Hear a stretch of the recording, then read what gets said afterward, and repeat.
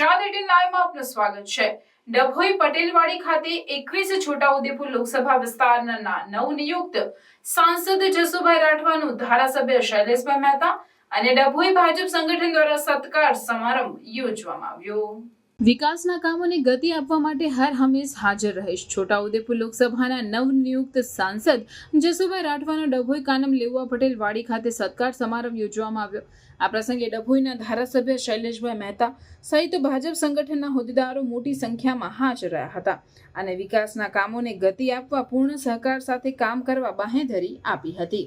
સાંસદ આગામી સમયમાં ડભોઈ સહિત તેમના મત વિસ્તારમાં બાકી રહેલા કામોને પૂર્ણ ગતિ સાથે આગળ ધપાવશે તેવું જણાવ્યું હતું।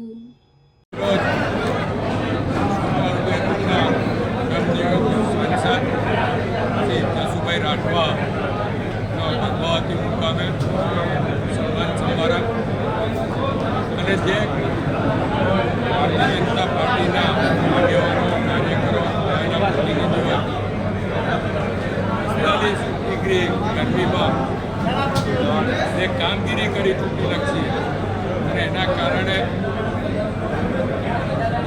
ડભોઈ વિધાનસભામાં સાંસદ 851 એમને જીતાડ્યા છે। એ તમામ કાર્યક્રમોનો આભાર માનવા માટેના કાર્યક્રમો સાંસદ જસુભાઈ રાઠવા જિલ્લાના મહામંત્રી લોકસભાના સંયોજક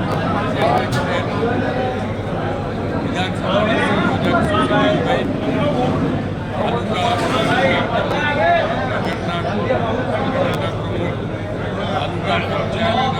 નગરપાલિકાના સહિત તમામ મોરચાના પ્રમુખ મહામંત્રીશ્રીઓ અને આગેવાનો જે અહીંયા મોટી સંખ્યામાં ઉપસ્થિત રહ્યા એ તમામનો ભારતીય જનતા પક્ષના પ્રતિનિધિ તરીકે આભાર માન્યો છે। અને જસુભાઈ રાઠવા જે ગ્રામ પંચાયતની શરૂઆત કરીને આજે સાંસદ સુધી પહોંચ્યા છે એમનો સન્માન કાર્યક્રમો દ્વારા કરવામાં આવ્યો છે।